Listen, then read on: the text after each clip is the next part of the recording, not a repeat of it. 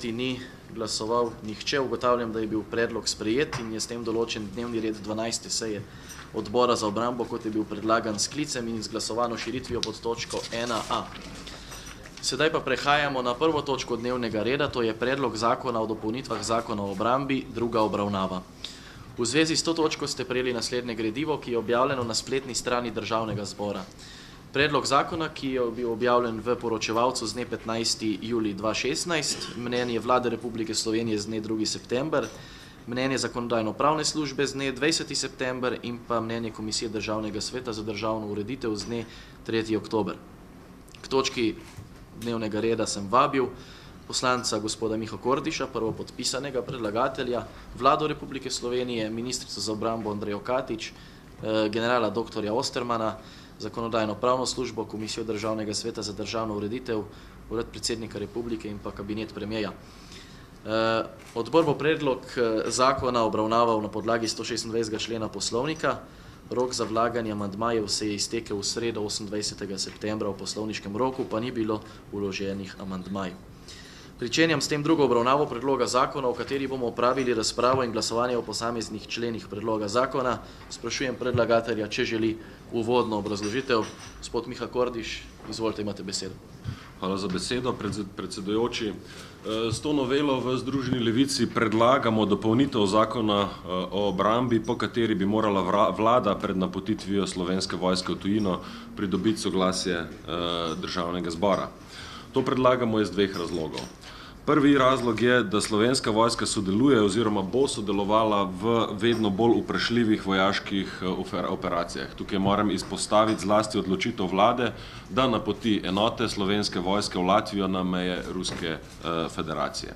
Drugi razlog je, da se te odločitve sprejemajo brez javne razprave. Poslanci smo bili v napotitvi enot v Latvijo obveščeni prek medijev in sicer direktno z zasedanja pakta NATO v Varšavi. Odločitve se de facto sprejemajo v tujih centrih moči, naše vlade pa jih samo izvršujejo. Združena levica in velik del prebivalstva nasprotuje članstvo Slovenije v NATO. Še veliko večji del državljanov pa nasprotuje politiki NATO in Združenih držav Amerike, zaradi tega, ker preprosto ne verjamejo NATO-vemu PR-ju. In razumejo, da ameriško izvažanje demokracije z oranžnimi revolucijami pripelje do državljanskih vojn, denimo v Gruziji pa v vzhodni Ukrajini. In lahko smo videli lansko leto ob tem času, kako 500 000 Sircev, Iračanov, Afganistancev beži preko Slovenije. In te ljudje niso bežali zaradi naravnih nesreč, ampak zaradi tega, ker je agresivna politika Združenih držav in drugih zahodnih držav dobesedno uničila njihove domovine. Pa da ne boste rekli, da je to samo osamljeno stališče Združene levice, bom citiral preprosto izjavo nekega državljana. Citiram: "Nobeden od politikov ne upa reči, kdo je to krizo naredil. Amerikanci in podobni, ko so pred parimi leti, ko so vele sile štango evropske države, in smo prišli v to situacijo, v kakršni smo. Danes pa Amerikancev ne zanima nič, s kakšnim problemom se Evropa sooča. Samo vemo, da ne smemo s tem delati, pa z onim delati, ker nam Amerikanci žugajo." Mimogrede, ta državljan je bil kolega Matjaž Han na seji tega odbora 19. februarja letos. In seveda, kolega Han je imel v tem stališču prav. In naši ljudje niso toliko naivni, kot na to računajo NATO-vi birokrati in vodstvo Ministrstva za obrambo. Ves ta šov o napotitvah in tako ima popolnoma druge učinke. Ljudi prepričuje, da potrebujemo NATO. V resnici pa je obstoj NATO potreben samo ljudem v vojaškemu establishmentu in vojaško-industrijskemu kompleksu.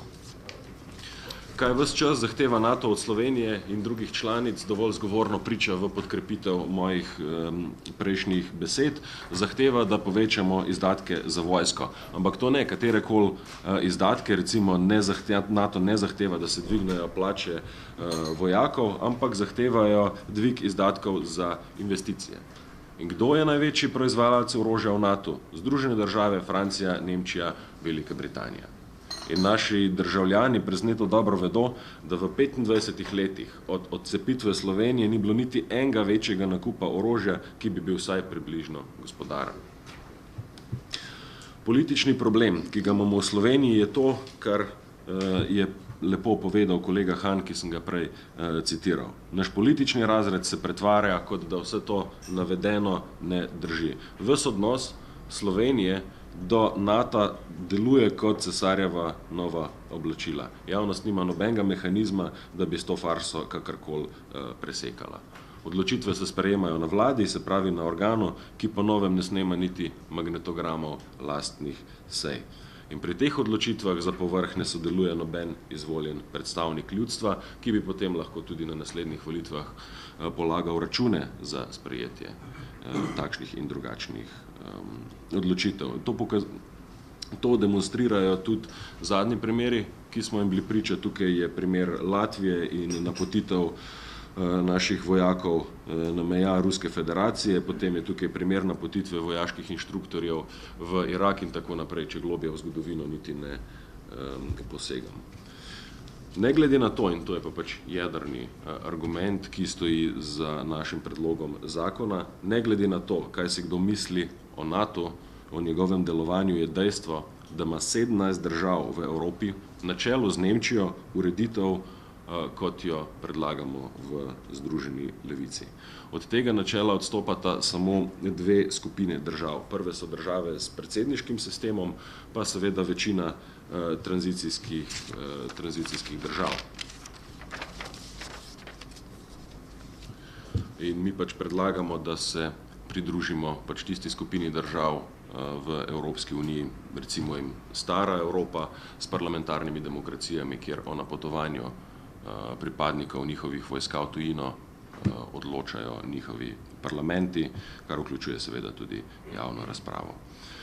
So bili taki poskusi že v preteklosti, denimo poslanci Zaresa, LDS-a in SD-ja so leta 2006 pa potem 2010 vložili zelo podoben zakon in zakon iz leta 2011 je bil usklajen s takratno ministrico za obrambo Ljubico Jelušič. Soglasje parlamenta pa podpirajo tudi nekateri obramboslovci, naprimer dr. Grošelj. Zdaj, ta zakon iz leta 2011 je na odboru takrat doživel podporo, zanj je glasovalo 6 članov od 10, ampak žal je bila pač zahtevana dvotretjinska večina, tako da ni bil sprejet. Vsekakor pa mislim, da isti argumenti, kot so veljali takrat, veljajo tudi danes in pač pričakujem, da bo liberalni del političnega razreda ta naš zakon podprl, seveda tukaj tangiram predvsem na koalicijske stranke. Je pa res, da se naš predlog razlikuje od predloga liberalcev iz leta 2010 v enem elementu.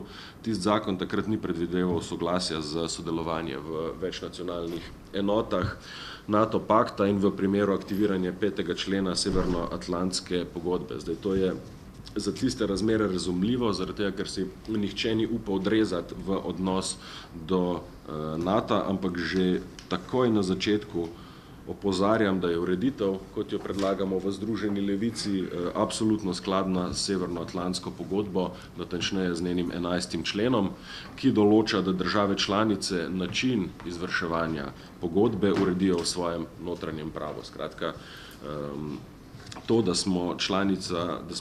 je Slovenija država članica NATO, nas v ničemer ne ovira ali zavezuje, da bi pristojnost napotovanja pripadnikov Slovenske vojske prenesli iz vlade na parlament. Kar je nenazadnje zelo lepo podkrepil tudi sam predsednik Državnega zbora, dr. Brglez, za Delo, pa ga bom kar citiral. Pri vstopu v NATO nismo nam prenesli niti izvrševanja dela suverenih pravic. V NATO imaš vedno pravico reči ne ali pa se izvzeti. Konec citata. Za zaključek bi pa tukaj odgovoril še na čisto praktično vprašanje, ki sem ga bil deležen strani članov Državnega sveta prejšnjo sredo, in sicer, kaj bi pridobili s soglasjem Državnega zbora, saj itak odloča o vseh stvarih vlada ima podporo koalicije, koalicija je pa tista, ki sestavlja večino v parlamentu. Tukaj moramo izpostaviti, da ta razmerja niso tako zelo preprosta, že na načelni ravni je pač prvič parlament nad vlado. Čisto praktično pa lahko pogledamo tudi k glasovanju leta 2013 o operaciji v Siriji, ki se je zgodilo v parlamentu Velike Britanije.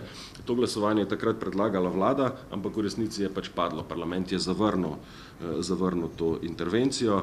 Ali pa denimo čist bolj domač primer iz sicer nekega drugega tematskega sklopa, pa vendarle, ko smo imeli na mizi interpelacijo ministrice Anjo Kopač Mrak, je več poslancev glasovalo za interpelacijo kot proti. Nažalost sicer ne zadost, ampak če bi bila to odločitev o napotitvi slovenske vojske v Latvijo, bi tak rezultat pomenil, da je parlament to napotitev zavrnil. Seveda tukaj v Združeni levici nismo naivni, je jasno, da bi poslanci koalicije in zlasti tudi poslanci desne opozicije v večji meri, verjetno kar v 99% potrdili vse odločitve, ki pridejo po befelu iz NATO, ampak v tem primeru bi se vsaj točno pokazalo, katere stranke volivcem govorijo eno, delajo pa drugo in seveda za te svoje odločitve bi potem poslanci in posamezne stranke tudi polagali račune na naslednjih volitvah. Podpredsednik vlade iz vrst SD-ja je recimo v Večeru kritiziral politiko NATO do Rusije, hkrati sta pa on in ministrica Katičeva očitno podprla sklep vlade 30. junija, ki se je na to isto temo nanašal. Skratka, če prenesemo napotovanje pripadnikov Slovenske vojske v tujino iz vladnih kuloarjev na parlamentarno razpravo in spremljajočo javno razpravo, se bo zelo hitro pač pokazalo, kdo samo retorično zastopa ena stališče, kdo je pa pač pripravljen tudi ukrepati in se zanja v praksi zavzeti. Tako da vas za zaključek, gospe in gospodje, članice tega odbora, izzivam. Imejte jajca, pa naredite to stvar javno. Hvala. Hvala. Besedo dajem predstavniku vlade, magistru Milošu Bizjaku. Izvolite. Hvala lepa za besedo, spoštovani predsednik, spoštovani člani odbora, lep pozdrav. Naj na začetku poudarim, da podobni predlogi že leta 2006 pa 2010 niso dobili ustrezne podpore, ter da tudi tokrat vlada predlaganih sprememb 82. in 84. člena ZOBRA oziroma Zakona o obrambi ne podpira, predvsem iz naslednjih razlogov. Smatramo, da veljavno pravna ureditev razmejuje pristojnosti vlade in Državnega zbora Republike Slovenije pri odločanju o sodelovanju Slovenske vojske pri izvrševanju obveznosti prevzetih v mednarodnih organizacijah oziroma z mednarodnimi pogodbami, zlasti pa o napotitvah Slovenske vojske v mednarodne operacije. Dejstvo je, da je vse odločitve o vstopu Republike Slovenije v mednarodne organizacije, naj si bo OZN, Evropsko unijo, NATO in druge, sprejel Državni zbor Republike Slovenije, ki je tudi ratificiral ključne mednarodne pogodbe teh organizacij. Odločanje o sodelovanju Slovenske vojske pri izvrševanju obveznosti prevzetih v teh organizacijah oziroma s temi mednarodnimi pogodbami zato pomeni zgolj realizacijo strani Republike Slovenije sprejetih zavez.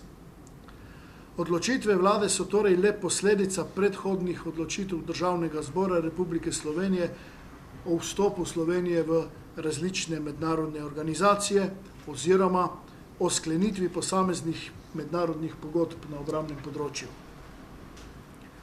Če je vlada v začetnih letih sodelovanja Slovenske vojske pri izvrševanju obveznosti prevzetih v mednarodnih organizacijah oziroma z mednarodnimi pogodbami o konkretnih napotitvah Državni zbor praviloma le obveščala, pa so ti postopki, zlasti po vstopu Republike Slovenije v NATO in intenziviranju aktivnosti Slovenske vojske v tujini, postopno pričeli izpolnjevati in nadgrajevati, tudi v smislu večje vloge Državnega zbora Republike Slovenije. Tako je vlada že leta 2010 sprejela strategijo sodelovanja Republike Slovenije v mednarodnih operacijah in misijah. S to strategijo se je uveljavil celovit pristop pri odločanju o sodelovanju v mednarodnih operacijah in misijah, v mednarodnih civilnih misijah oziroma mednarodnih reševalnih operacijah, ki so urejene v različnih zakonih, v zakonu o obrambi v zakonu o napotitvi oseb v mednarodne operacije oziroma civilne misije in mednarodne organizacije, zakonu o varstvu pred naravnimi in drugimi nesrečami, pa tudi v predpisih, ki urejajo naloge in delo policije. Razlog za pripravo enotne strategije je bilo predvsem dejstvo, da je zaradi dinamičnega spreminjanja razmer v varnostnem okolju sodelovanje v mednarodnih operacijah in misijah postalo vedno bolj kompleksno. To pa je posledično zahtevalo bolj hitro in fleksibilno odzivanje. Temeljno usklajevalno nalogo pri takšnem celovitem pristopu pa ima lahko le vlada, kot izvršilna veja oblasti, ki odloča na podlagi strateških odločitev ali usmeritev Državnega zbora Republike Slovenije.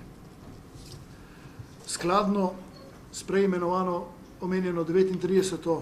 točko strategije se postopek odločanja o sodelovanju v primeru vojaških operacij oziroma civilnih misij z izvršnimi pooblastili ali v primeru izrednih mednarodnih dogodkov izvede dvofazno. Pobuda za sodelovanje mora biti v teh primerih vsestransko proučena in oblikovana kot namera, ki se posreduje pred odločenjem Državni zbor Republike Slovenije v seznanitev. Vlada na to dokončno odločitev sprejme od upoštevanju nacionalnih interesov, mednarodnih obveznosti in seveda razprave v Državnem zboru Republike Slovenije. Takšen postopek velja tako v primeru sodelovanja v novih mednarodnih operacijah in misijah, kot pri predčasnem prenehanju sodelovanja oziroma ob bistvenih spremembah namena ali obsega določenih mednarodnih operacij in misij. Ob tem strategija povečuje tudi nadzorno vlogo Državnega zbora Republike Slovenije, saj mora v skladu z 49. točko preomenjene strategije najmanj enkrat letno seznaniti Državni zbor Republike Slovenije o sodelovanju v potekajočih mednarodnih operacijah in misijah, kot tudi o uresničevanju same strategije. V skladu z omenjeno strategijo potekajo tudi dejanski postopki odločanja o sodelovanju Slovenije pri izvrševanju obveznosti prevzetih v mednarodnih organizacijah oziroma z mednarodnimi pogodbami. Zlasti pa o napotitvah Slovenske vojske v mednarodne operacije in misije. Po letu 2010 praktično nobena odločitev vlade o teh vprašanjih ni bila sprejeta brez sodelovanja predhodne obravnave in podpore v Državnem zboru Republike Slovenije. V sedanje procese odločanja o sodelovanju Republike Slovenije v navedene aktivnosti je torej Državni zbor Republike Slovenije tesno vključen, zlasti z razpravljalno in posvetovalno vlogo. Zaradi hitrega spreminjanja varnostnih razmer v svetu se povečuje tudi odgovornost organizacij, kot so Združeni narodi, Evropska unija, NATO ter drugih mednarodnih organizacij, katerih članica je tudi Republike Slovenije, za pravočasno in ustrezno ukrepanje, kar pomeni tudi spremenjena oziroma večjo odgovornost članic, da se lahko povečani dinamiki odzivanja poglabijo s svojimi procesi odločanja. Splošni trend razvoja po državah je, da se pooblastila v teh primerih prenaša iz zakonodajne na izvršne veje oblasti. Obstoječa ureditev, ki jo določa sedaj veljavni zakon o obrambi, dopolnjena z opisano razpravljalno in posvetovalno ter nadzorstveno vlogo Državnega zbora v postopku odločanja o izvrševanju obveznosti prevzetih v mednarodnih organizacijah oziroma z mednarodnimi pogodbami, zlasti pa o napotitvah Slovenske vojske v mednarodne operacije in misije, po oceni vlade tudi ne omogoča, da v primeru potrebe Državni zbor ne bi o posameznih odločitvah razpravljal tudi plenarno. Sedaj je praksa, da o tem razpravljata odbora za obrambo in odbora za zunanje zadeve, vendar, če bi bila potreba, lahko Državni zbor obravnava to tematiko tudi na plenarnih zasedanjih.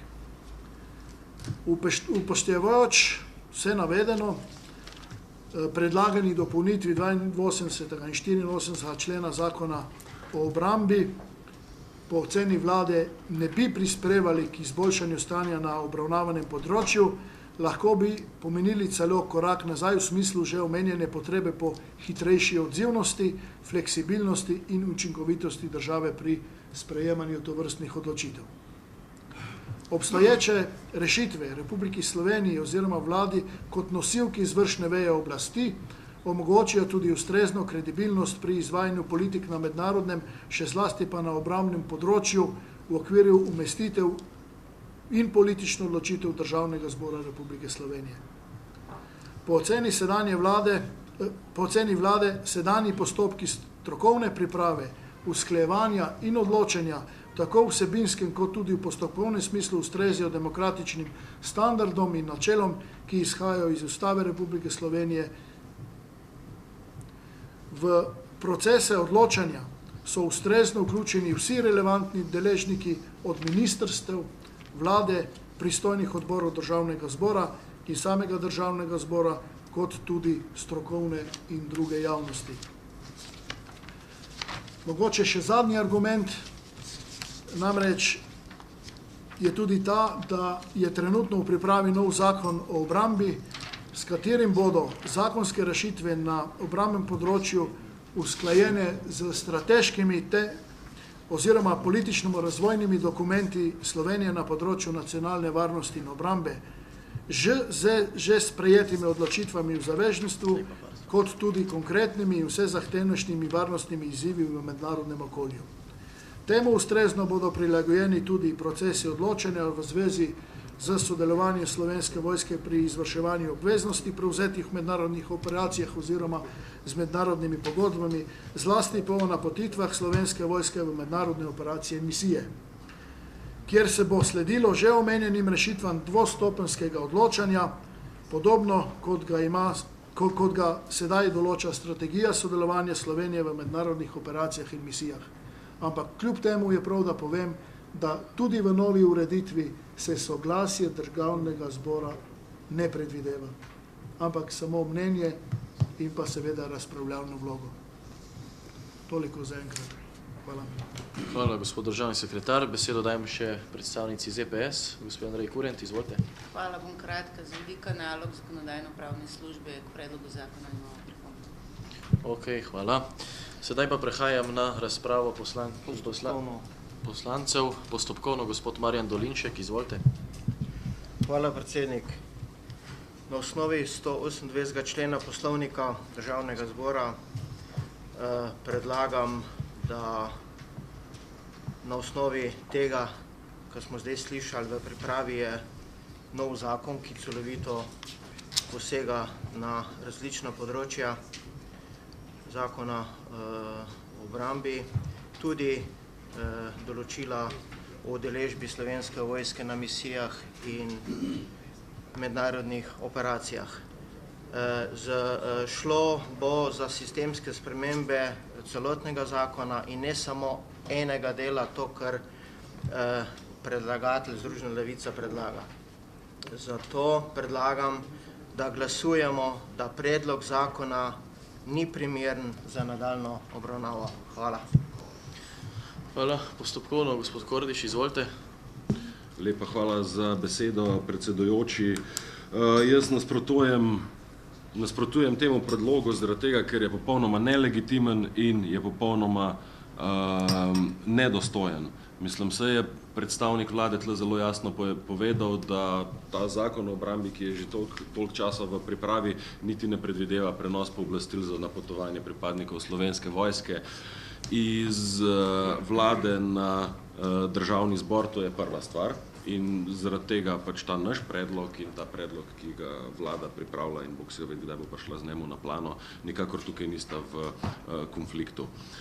In drugič, očitno nimate niti toliko korajže, niti toliko jajcka, ker sem prej rekel, ko sem citiral Peterleta, da bi tle jasno državljanom našim vhtjale v kamero pač povedali, da ja, ste za to, da o napotitvah slovenskih vojakov še naprej odloča vlada, kar efektivno pomeni, da se te odločitve sprejemajo v tujini, da so vse te napotitve in pošiljanje naših fantov in deklet v tujino dogajajo mimo javne razprave in da zato nihče na volitvah ne bo polagal računov. Niti toliko integritete korajže nimate, da bi si upal opraviti to javno razpravo. Takoj na začetku hočete torpedirati celotno točko na seji tega odbora za obrambo s tem predlogom za glasovanje in zaobiti kakršnokoli razpravo, seveda zaradi tega, ker ne morete ponuditi nikakršnega kredibilnega argumenta, da bi zavrnili ta naš predlog, razen seveda argumenta moči, za katerim stojijo tuji oblastniški centri na čelu z vojno-hujskaškimi ambicijami Zveze NATO. Hvala. Postopkovno gospod Jožef Horvat, izvolite. Hvala lepa, gospod predsednik, spoštovani odlični gostje, spoštovani kolegi. Jaz nisem redni član tega odbora, ampak gledajte, parlamentarci, naše edino orodje je razprava. Prej mi je bilo zelo všeč, ko je gospod državni sekretar govoril o razpravljalni vlogi državnega zbora. Sej, da je vsem jasno, da bo ta zakon dobil en glas, nič več, ne? Pa še za tega nisem ravno prepričan. Ampak jaz bi rad razpravljal. Glejte, mi resne stranke imamo strokovne odbore. Mi smo sklicali strokovni odbor, se vsedli in jaz imam tu pripravljeno razpravo. Razen, če mi boste, gospod predsednik, dovolili malo daljši obrazložitev glasu. Zdaj pa, da jaz kot parlamentarec pridem sem, mene so ljudje, tisti ljudje, ki so dvotretjinsko glasovali za NATO, so me sem poslali. Pa še tudi drugi. Zdaj pa, da jaz to ne smem govoriti, to pa ni fair. Gledajte, to pa ni fair. Zato mi dovolite, dajte mi prosim 5 minut, da bom jaz naše stališče Nove Slovenije krščanskih demokratov tukaj povedal. Dobro, dajte prosim, gospod Horvat, počakati, če je še kakšno postopkovno, ker potem odpiram razpravo o tem predlogu in seveda lahko poveste svoje mnenje. Ima še kdo proceduralno? Dobro, če ne, smatram, da je pač ta postopkovni predlog dan in odpiram zdaj razpravo o predlogu tega sklepa. Besedo ima gospod Jožef Horvat, izvolite. Hvala lepa, gospod predsednik. Kot rečeno, poslanska skupina je ta predlog zakona o dopolnitev zakona o obrambi podrobno proučila. Mi smo aktivirali tudi naš strokovni odbor za obrambo, ki je ta zakon podrobno proučil, seveda naredil tudi mednarodno primerjavo. In dejstvo je, da poznamo seveda stališče Združene levice, ki ga je dejansko kolega Kordiš tudi korektno predstavil. Povedal je med drugim v svojem uvodu, da Združena levica podpira izstop Slovenije iz Zveze NATO. Jaz bi tukaj rad spomnil na najbolj demokratični instrument, to je referendum, na katerem so se 23. marca leta 2003 Slovenke in Slovenci odločili za vstop v NATO. Takrat je na volišča prišlo skoraj 1 milijon ljudi, okrog 60%, ali bolj točno 974 524 ljudi je prišlo na volišča in 66%, se pravi 2/3, je glasovalo za vstop Slovenije v NATO. Zakaj poudarjam 2/3? Zato, ker je za spremembo zakona o obrambi potrebna dvotretjinska večina. In če bi seveda predlagatelj imel tukaj resne namene, bi jasno obiskal vse poslanske in poskušal dobiti 2/3. Tako pa gre zgolj za, bom rekel, 5 minut televizijske slave. In mi smo namreč mnenja, da tovrstna sprememba ni potrebna. Sedanji, tako imenovani dvostopenjski postopek, kot ga tudi določa strategija sodelovanja Republike Slovenije v mednarodnih operacijah in misijah, po našem prepričanju ustrezno opredeljuje postopek napotitve, pri čemer pred napotitvijo Vlada Republike Slovenije o nameri seznani Državni zbor Republike Slovenije, kar je bilo tudi povedano. Bolj konkretno, ta odbor, se pravi odbor za obrambo in odbor za zunanjo politiko. Res je, ta dva odbora lahko sprejmeta sklep, da se potem razprava opravi tudi na plenarnem zasedanju. S tem se torej v proces sprejemanja odločitve že vključuje Državni zbor Republike Slovenije, odgovornost za napotitev pa nosi Vlada Republike Slovenije, kar velja za vse obveznosti in posledice, ki izhajajo iz takšne odločitve.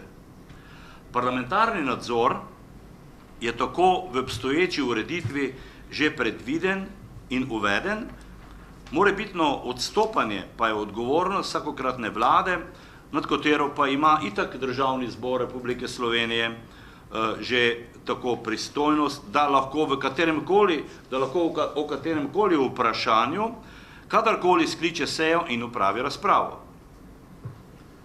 V primeru predlagane spremembe zakona o obrambi bi vlado dejansko razbremenili odgovornosti v primeru napotitve v mednarodne operacije in misije in bi odgovornost prenesli v Državni zbor, kar pa bi bilo tudi v koliziji z nalogami in obveznostmi Vlade Republike Slovenije. Združena levica v svojem gradivu navaja vrsto primerljivih mednarodnih praks, pri čemer je izpostavljena Nemčija, kjer je takšna ureditev dejansko posledica vloge Nemčije v drugi svetovni vojni. Zato ima Nemčija tudi omejeno velikost njenih oboroženih sil, višino obrambnih izdatkov in sodelovanje v mednarodnih operacijah in misijah. Sorazmerno z njeno velikostjo in gospodarsko močjo bi bili vsi trije lahko bistveno višji. V tem primeru se ne moremo primerjati z Nemčijo in ne moremo enačiti njene ureditve z našo. Verjetno pa bi si mi vsi v Sloveniji, razen prav Združene levice, želeli, da bi Slovenska vojska imela enako ureditev, opremljenost, razpoložljivost virov, tukaj mislim na obrambne izdatke, kot nemška vojska. Slovenska ureditev je praktično enaka ureditvam Italije in Nizozemske, ki določata, da se vlada o napotitvah posvetuje s parlamentom.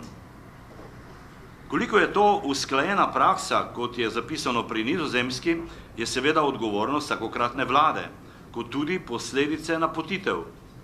Zopet velja, da sta italijanska in nizozemska vojska precej drugačni od naše, to pač moramo priznati.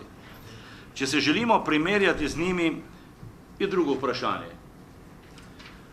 Verjetno pa bi za primerjavo z njimi zopet prav Združena levica imela največ pripomb, naprimer obseg in sodelovanje obeh teh imenovanih vojska v mednarodnih operacijah in misijah, njuna opremljenost, relativni delež obrambnih izdatkov, prav Nizozemska in Italija trenutno zagovarjata tudi ideje o skupni evropski oziroma EU vojski, podobno kot tudi Nemčija in Francija. Vsi ti argumenti govorijo v prid ohranitvi obstoječe ureditve. Predlagana sprememba zakona o obrambi zato ne bi bistveno pripomogla k transparentnosti in demokratičnosti napotitve Slovenske vojske v mednarodne operacije in misije. Ob tem je potrebno tudi potrebno je biti pozoren tudi na dejstvo, da smo s članstvom v NATO sprejeli sistem kolektivne obrambe. Zato za primere sodelovanja v okviru skupne obrambe, v okviru NATO, ni nujno, da bomo vedno govorili o mednarodnih operacijah in misijah. Temveč lahko govorimo tudi o urjenju, usposabljanju, sodelovanju ali tudi obrambi, ki se izvaja lahko tudi izven meja Republike Slovenije. Predlagatelji se namreč v gradivu osredotočajo predvsem na delovanje v aktivnostih NATO, pri čemer že sami poudarjajo izjeme, katere so izvzete iz predlagane ureditve in med njimi so tudi prej naštete. Tudi to govori v prid obstoječi ureditvi in ponovno potrjuje, da predlagane spremembe ne bi pripomogle neke transparentnosti in neke demokratičnosti napotitev, prav tako ne bi omejile možnosti napotitev Slovenske vojske v mednarodne operacije in misije, kar s predlaganimi spremembami želi doseči Združena levica. In še nekaj za zaključek. Rad bi spomnil, da je Državni zbor julija lansko leto sprejel novo deklaracijo o slovenski zunanji politiki. In med drugim smo v tej deklaraciji zapisali, da naše članstvo, torej članstvo Republike Slovenije v NATO, ki je osnovano na podlagi referendumske dvotretjinske odločitve volivcev, da torej naše članstvo v NATO predstavlja naš osnovni, naš temeljni varnostni okvir. In to, kar je Državni zbor sprejel, to moramo spoštovati. In s tem zaključujem in seveda tudi napovedujem, da bom glasoval proti predlogu zakona o dopolnitvi zakona o obrambi Združene levice. Dobro, še kakšna obrazložitev glede tega predlaganega sklepa? Gospod Kordiš, izvolite. Najlepša hvala. Kaj očitno koalicija tukaj ne zmore zagovarjati svoje lastne odločitve in svojega lastnega predloga, s katerimi bi rada izvajala hudo kršitev poslovnika, zaradi tega, ker se daje neko stvar na glasovanje brez besedice, ene same besedice javne razprave za očitno intenco, da se zelo nedostojno torpedira to sejo Državnega zbora, to sejo odbora za obrambo, tako da predsedujočega tukaj pozivam, da nekaj ukrene in poskrbi za to, da bo pač ta seja se zgodila tako, kot se more zgoditi. Kolega Horvat je, ne glede na to, koliko so najna stališča vsebinsko diametralno nasprotna, tukaj zelo dobro zadev žebljico na glavico. Pač orodje poslancev, orodje Državnega zbora in njegovih odborov je razprava. Zdaj nam pa tukaj koalicijski poslanc, kolega Dolinšek in pač njegova koalicijska falanga do dolga konca mize hoče vzeti še to eno samco, to orodje, in na to preprosto ne morem pristati.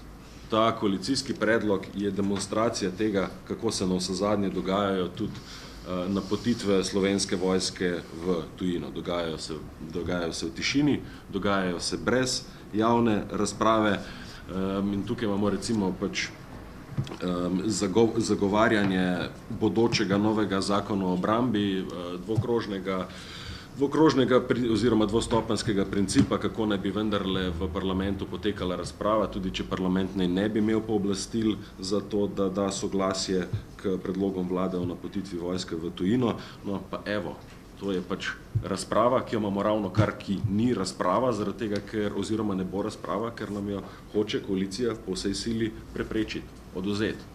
Ne morete nas kredibilno prepričevati, da bomo lahko pa resno razpravljali o pošiljanju Slovenske vojske v tujino, v bodoče, celo na plenarni seji smo lahko slišali, če že samo razpravo o mehanizmu napotovanja vojske v tujino torpedirate in sabotirate in ji odrekate kakršnokoli očitno demokratično legitimiteto.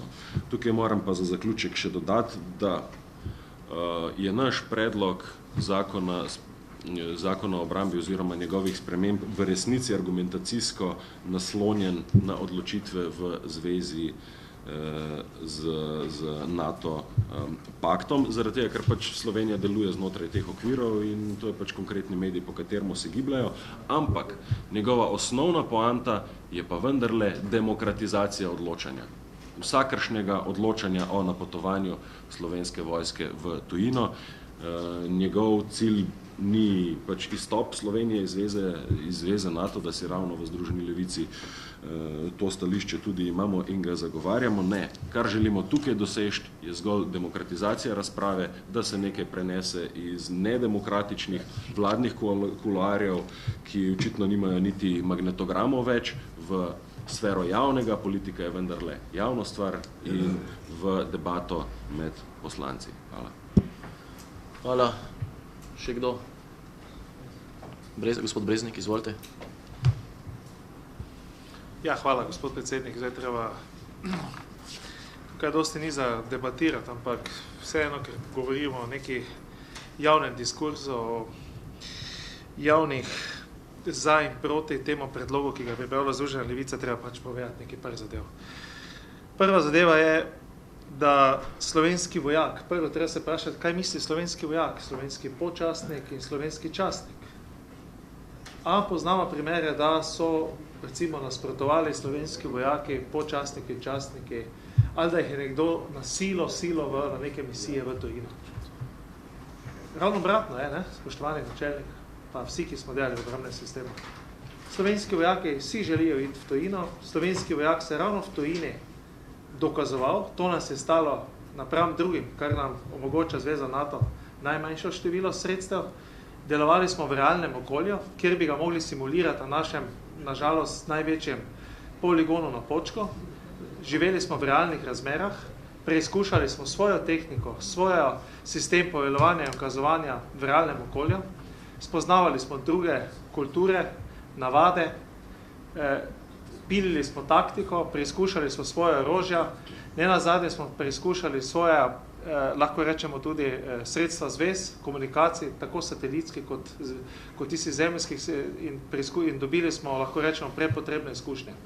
Zdaj, zanimivo je, da Združena levica, ki je še pred nekaj meseci v tem parlamentu govorila, da je NATO, mislim, zločinska organizacija, nekaj po temu podobno, da mi nimamo kaj iskati v NATO in delovala proti volji ljudstva, ki se je odločila, da zdaj spremenila mnenje. Jaz pozdravljam to razsvetljenje Združene levice in welcome in reality, my dear friends, ampak vseeno, gledajte, včasih so zadeve, kjer pač vladi moramo zaupati, kakršnakoli je, ko mora hitro odreagirati in vsaj do zdaj smo NATO, vsaj tisto, kar smo obljubili, veste, da nismo storili marsikdaj, ampak vsaj tukaj v nekih misijah smo bili kredibilen partner, kljub temu, da smo bili za skromno tehniko, tam so se naši vojaki, počastniki, častniki in tudi civilne osebe, strokovne civilne osebe, tudi delavci uprave zaščite in reševanja izkazali kot veliki profesionalci.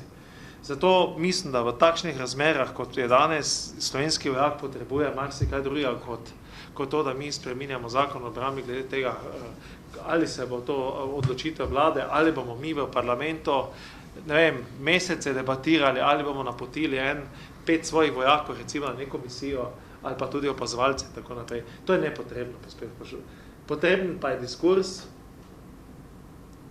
ko se moramo spraševati, ali imajo vojaki osnovno zaščitno opremo, ali da dobivam recimo od svojih nekdanjih kolegov, lahko rečemo slike, kjer imajo vojaki polepljene vojaške škornje z črnimi, širokimi, torej temi raznimi samolepilnimi materiali, zato ker so škornje na izteku svojega roka.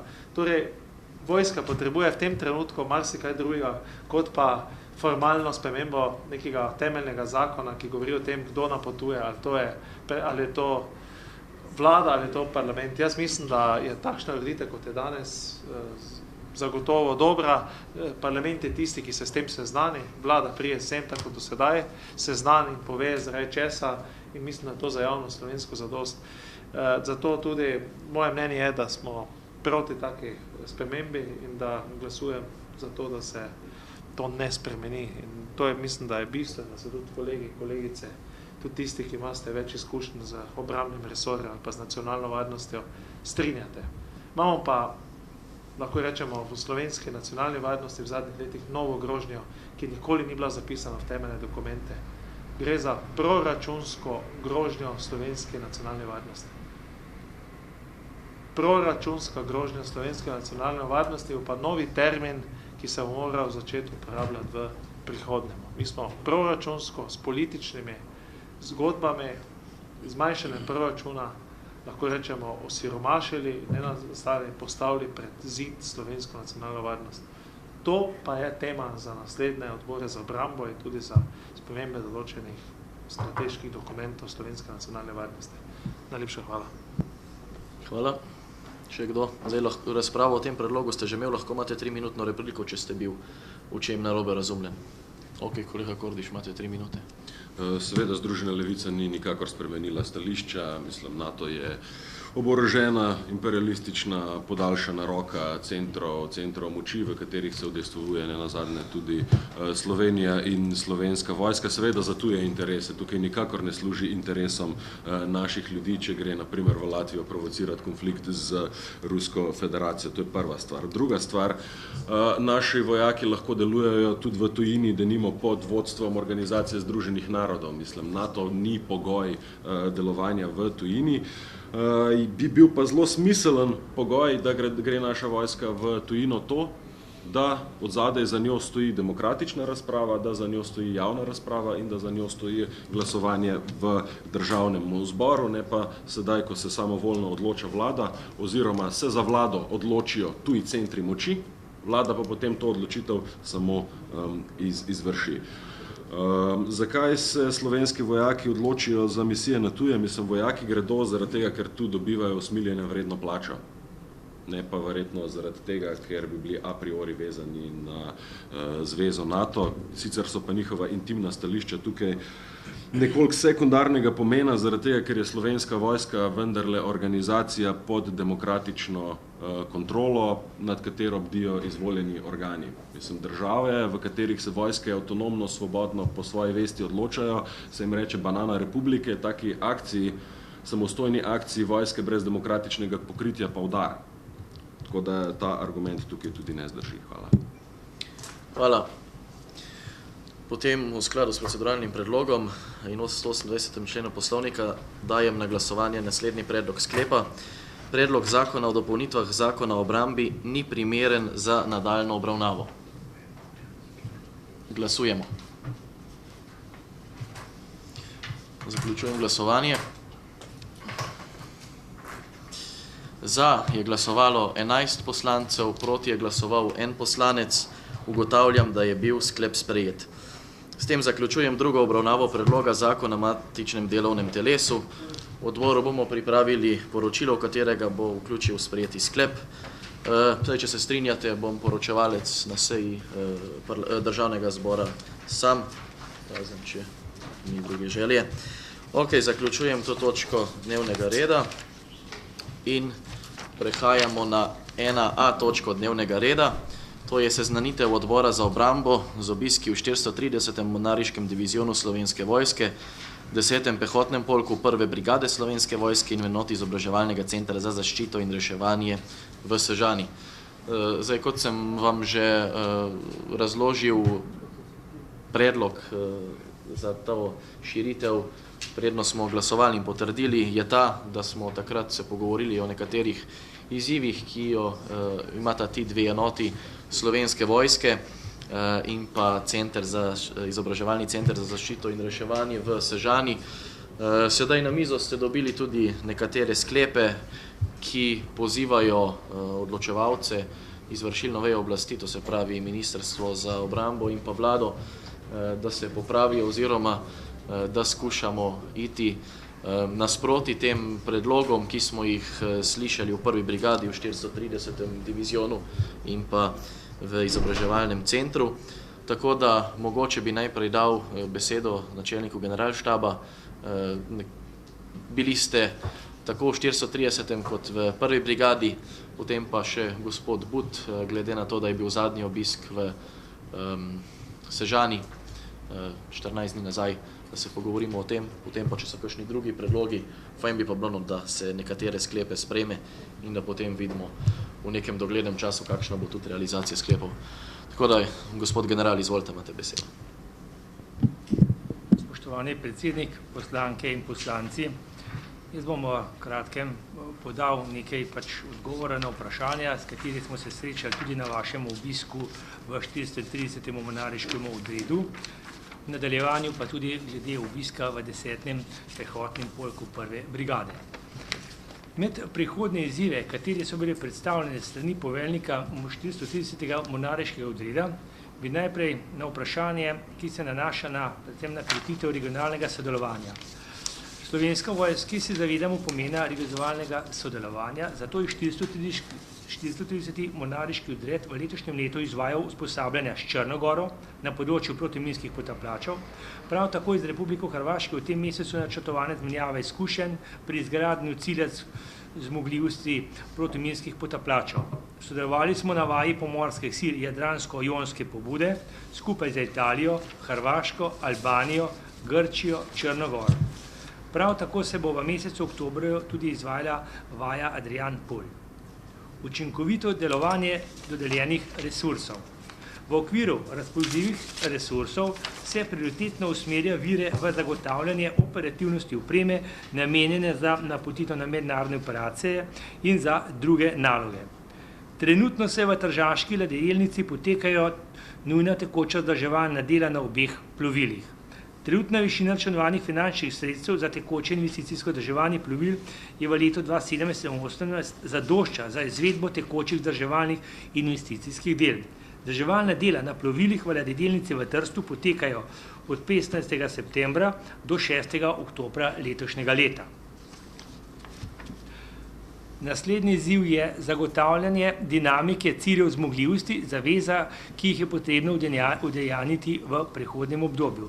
Trenutno poteka dobava opreme za izgradnjo zmogljivosti vod za uničevanje neizplodiranih ubojnih sredstev. To so detektorji, rentgen in druga potrebna oprema. Sistemska urejenost popolnjevanja s kadri, dolgoročna naložba zagotavljanja delovanja pomorskih zmogljivosti. V letošnjem letu so zaključili šolanje novi častniki, ki so bili promovirani v čin poročnika 30. septembra 2016. Za razporeditvijo 4 novih častnikov iz šole za častnike v 430. mornariški odred in napotitvijo 5 pripadnikov enote na podčastniško šolo se bo tudi kadrovska situacija v enoti izboljšala. Infrastruktura. V programu razvoja pristanišča za mednarodni promet v Kopru za obdobje 2016-2020 je načrtovana tudi ureditev prevezov za plovila Slovenske vojske. Prav tako pa se tudi rešuje alternativna možnost, ki bi omogočala ureditev začasnih prevezov v neposredni bližini vojašnice Ankara. Potekajo postopki za prenos parcele v lastništvo Ministrstva za obrambo in potrebna priprava potrebne dokumentacije, kjer bi lahko uredili začasni pontonski prevez. Hiperbarična komora, njena vloga in uporaba v družbi. Slovenska vojska je opredelila možno razpoložljivost hiperbarične komore za javno zdravstvo. Ali se bo javno zdravstvo skupaj za zdravstveno zavarovalnico odločilo, da uporabi vojaško komoro, je tudi v javne zdravstvene namene, je to v pristojnosti Ministrstva za zdravje. Zadnji pogovori so potekali za bolnišnico Valdorta v letu 2014.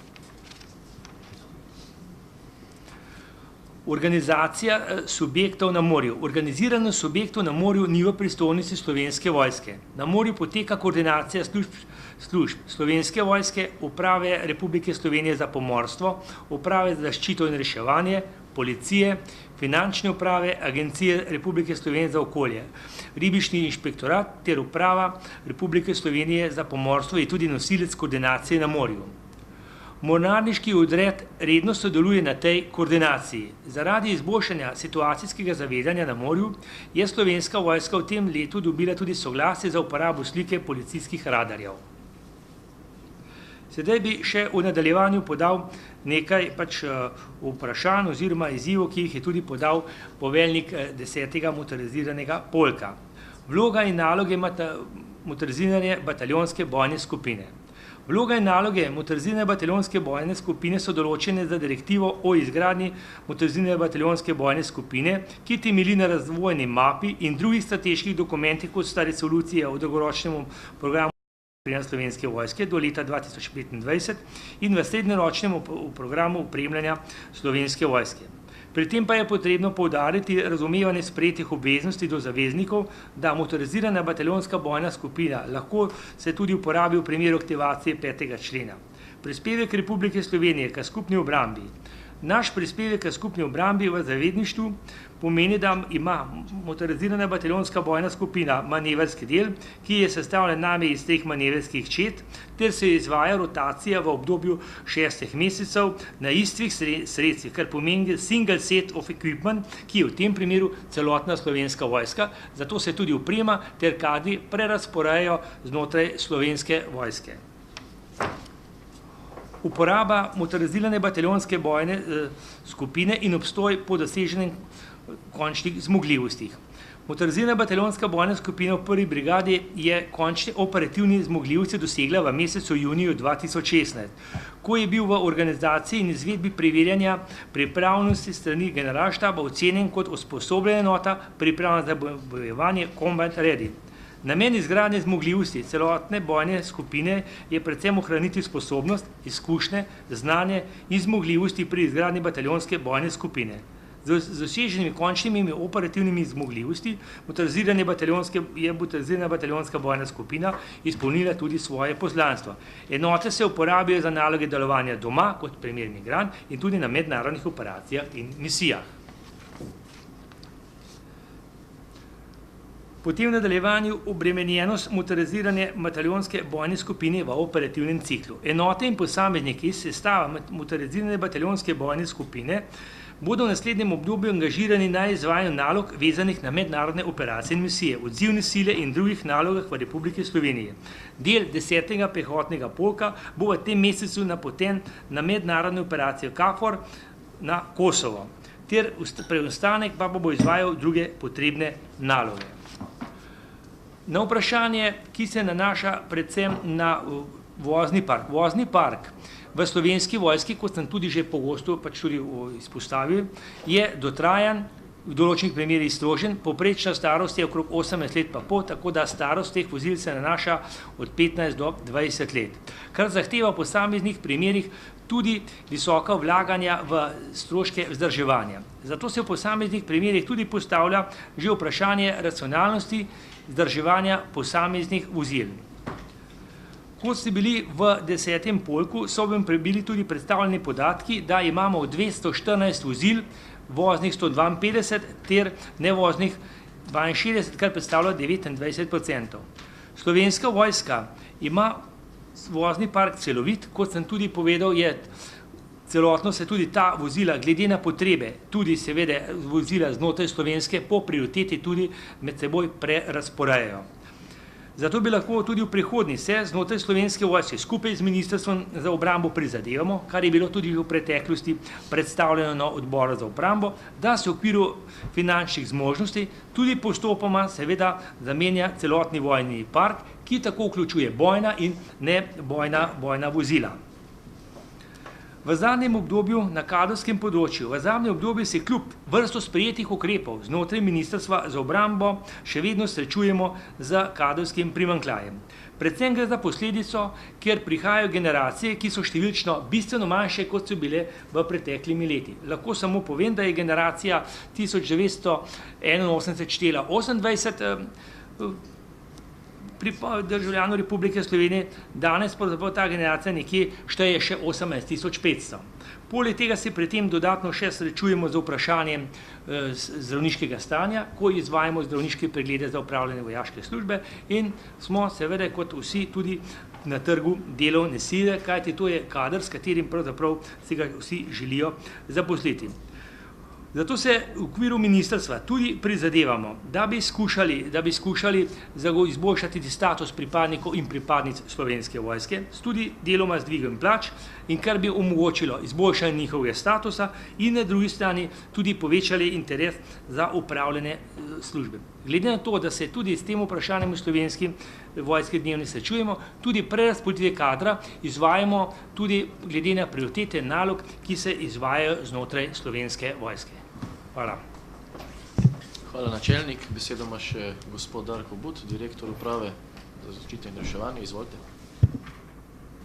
Hvala, predsedujoči, spoštovana poslanka, spoštovani poslanci, ostali gostje. Tudi jaz uvodoma izrazim zahvalo za obisk in pa za priložnost, da smo lahko pokazali pravzaprav vse ukrepe, katere smo skupaj z občinami, skupaj z Gasilsko zvezo Slovenije in skupaj z Zavodom za gozdove izvajali vsa ta leta, da smo prišli do takšne stopnje zmanjševanja požarne ogroženosti in pripravljenosti Krasa za primer gozdnih požarov, kot imamo sedaj. Prav tako pa se vam tudi zahvaljujem za podporo, ki ste jo izrekli seveda tudi gasilcem in pa ostalim sodelujočim, ko so vam predstavljali analizo intervencije v letošnjem letu v primeru požara na Kraškem robu. Zdaj, Mi seveda zdaj pripravljamo novi državni načrt oziroma spremembo državnega načrta skladno z novimi posodobitvami oziroma izkušnjami iz samih intervencij. Tudi nekje uvajamo spremembe, ki smo jih zapisali v uredbo o požaru v naravnem okolju, kot so dežurstvo na Krasu, kot so uporaba poveljniškega vozila in pa nadgradimo seveda samo informacijsko podporo. Zdaj, tudi pri analizi intervencije je bilo upozorjeno sa strani Gasilske zveze Slovenije, da moramo urediti letalske frekvence. To pomeni, da je možno se pogovarjati iz gasilskega vozila z plovili Slovenske vojske oziroma z ostalimi plovili. To je že v izdelavi.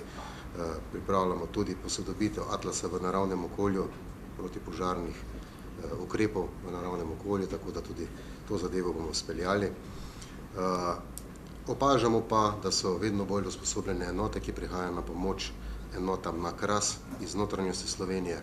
To je pač zasluga vseh usposabljanj in pa tudi sistematičnega opremljanja teh enot z opremo za primer požarov. Istočasno sta pa tudi zelo dobro usposobljena oba štaba za vodenje velikih intervencij, ki jih organizira Gasilska zveza Slovenije. Če se lahko samo dotaknem še predloga sklepa v 5. točki. Mi podpiramo seveda to spremembo zakonodaje, ki bi nekako omejila kurjenje oziroma uporabo odprtega ognja v naravnem okolju. Mi to že izdelujemo, pravzaprav jaz to odrejam s sklepi, ko razglasimo veliko ali zelo veliko požarno ogroženost in s tem aktiviramo pač nekatere ukrepe. Vlaki so dolžni počasneje voziti po železniški progi do 50 km/h, uvede se dežurstvo na Krasu, izda se prepoved kurjenja in odmetavanja gorečih predmetov. Je pa potrebno seveda upoštevati, da poletje je čas piknikov, je pa čas ognjemetov, prireditev in bo mogoče malo teže življenjsko izvajati velike spremembe. Hvala lepa.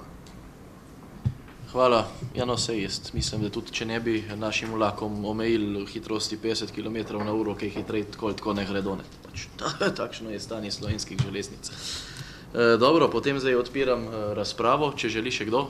Gospod Bizjak, izvolite. Spoštovani predsednik, torej, kar zadeva predlagane sklepe, vsebinsko nimamo težav, ker seveda so dobronamerni pa ne nazadnje tudi prispevajo k razvoju, vendar bi želel, če se da, da v 3. in 4. točki ne omejimo te ukrepe samo na določeno enoto, prvo brigado, ker bo zelo čudno izpadlo, da nek sklep sprejemamo samo za eno enoto.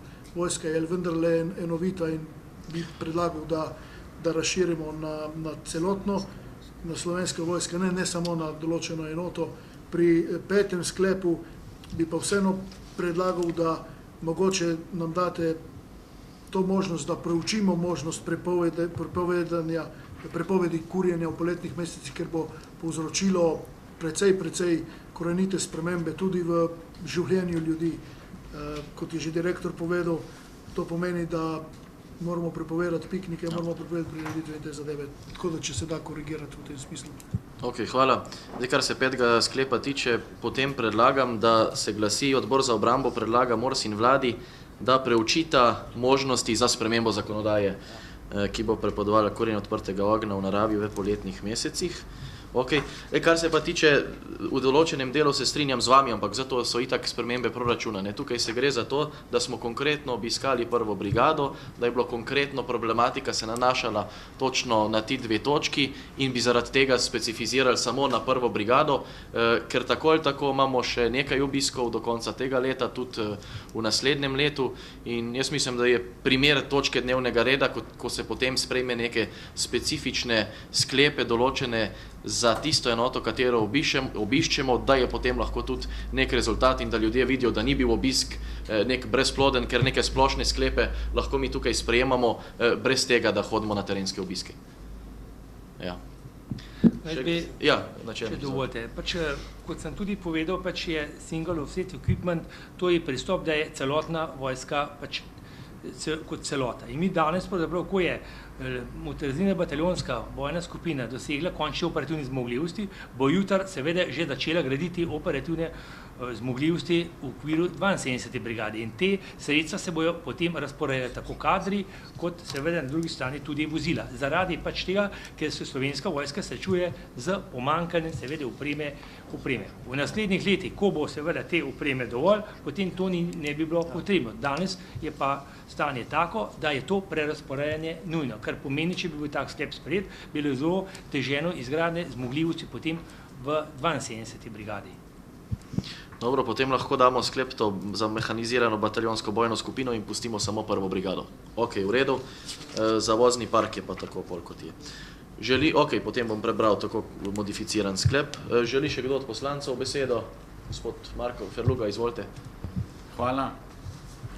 Jaz moram poudariti, da podpiram te sklepe v smislu, da, tako kot je rekel tudi Žežan, da ne hodimo mi, da ne zgledamo kot samo turisti in hodimo okoli po vseh teh enotah in pripadnikih civilne zaščite, ampak da se konkretne zadeve lahko tudi z našo pomočjo, tudi z našim, bom rekel, pritiskom nekako spremenijo. Zato je zelo pohvalno, še enkrat, tudi tole razmišljanje, ki ga je imela tale mornariška enota v smislu nekega trženja tega hiperbolične komore in da je to podprl tudi generalštab oziroma celotno ministrstvo. Jasno je, da je to en od pametnih pristopov glede na resurse in glede na možnosti, sploh pa, če so ti resursi nekaj takega, ki dajo neko dodatno vrednost in na ta način jaz upam, da se bo tudi še kje drugje našlo neke variante. Zdaj, kar se tiče priveza, tam bo itak še neke velike debate. Za tista 3. in 4. točko jaz mislim, da se bomo opredelili kako in kaj. Moram pa povedati za zadnjo točko, da je to ena res velika specifika, predvsem na obali in na Krasu je tale stopnja požarnega tveganja izredno velika. To, kar se je ugotovilo, jaz sem z veseljem to prebral, žal nisem bil zraven prisoten v Sežani, sem bil pa pač čisto individualno tam, se pozanimal in pogledal, kako deluje tole gasilstvo, tako da je treba še enkrat javno, jasno in glasno dati čestitke fantom v centrali v Sežani in vsem ostalim dol na obali za delovanje, se pravi vsem gasilcem. Tukaj pa mislim, da ne bo šlo brez sodelovanja z Ministrstvom za infrastrukturo in Slovenskimi železnicami, sploh če govorimo konkretno za 3 proge, ki so najbolj ogrožene, kar je tudi bilo dano iz te priloge, ki sem si jo zelo dobro prečital. Vprašanj bi imel itak še nekaj, ampak to je za drugo temo. Se pravi, Divača-Koper je izrazito kritična, predvsem v poletnih mesecih, to smo itak videli in to se ponavlja. Tudi Divača-Nova Gorica in seveda Nova Gorica pol naprej. Tukaj jaz mislim, da brez teh 3 deležnikov, se pravi in gasilcev in Ministrstva za infrastrukturo in Slovenskih železnic, bo težko šlo skozi. Tako da apeliram na to, da se najdejo neki ukrepi, tukaj ste jih lepo navedli, se pravi tele ukrepe, ki so, samo trenutek, da pogledam, ob požaru na Okolju in Krasu, jih je kar cela vrsta aktivnosti, zdaj koliko bo to rešljivo, je pa potrebno povedati, da so neki ukrepi, ki ne potrebujejo nekih velikih sredstev, in tukaj mislim, da jih je več kot 11 navedenih, ostalo je pa na temu, da se resnično naredi tele protipožarne zidove oziroma neke protipožarne elemente, ki odvračajo to sploh na tej kritični progi dol. Hvala. Hvala, Marko. Če ni drugega, bi potem šli na glasovanje o predlogih sklepov in jih bom prebral tako, kot smo rekli, da bi jih modificirane potem tudi potrdili. Ok, gremo na prvi sklep, to je Odbor za obrambo predlaga Ministrstvu za obrambo Republike Slovenije, da se hiperbarično komoro, ki jo ima 430. mornariški divizion, uporablja tudi v tržne namene in v sodelovanju z Ministrstvom za zdravje. Glasujemo. Zaključujem. Za je glasovalo 10 poslancev, proti nihče. Ugotavljam, da je sklep sprejet. Prehajamo na drugi sklep, in sicer Odbor za obrambo predlaga Ministrstvu za obrambo Republike Slovenije in Vladi Republike Slovenije, da najdeta primernejšo lokacijo za privez plovil v lasti Slovenske vojske. Glasujemo. Zaključujem glasovanje. Za je glasovalo 10 poslancev, proti ni glasoval nihče. Ugotavljam, da je sklep sprejet. Prehajamo na tretji sklep, in sicer Odbor za obrambo predlaga Ministrstvu za obrambo Republike Slovenije, da zagotovi finančna sredstva za prenovo voznega parka 1. brigade Slovenske vojske. Glasujemo. Zaključujem glasovanje.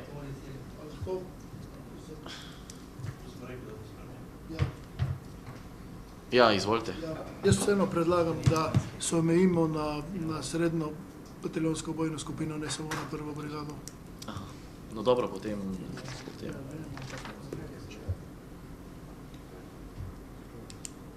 Kako je zdaj, če sklep sprejet?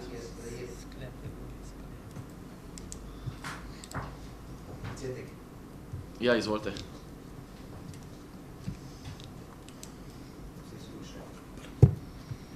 Jaz bi samo rad upozoril na to, da upoštevamo pravila, ki so v poslovniku zapisane, sklep je bil na glasovanju in je bil izglasovan. Tako da lepo prosim, da predsednik to upoštevaš.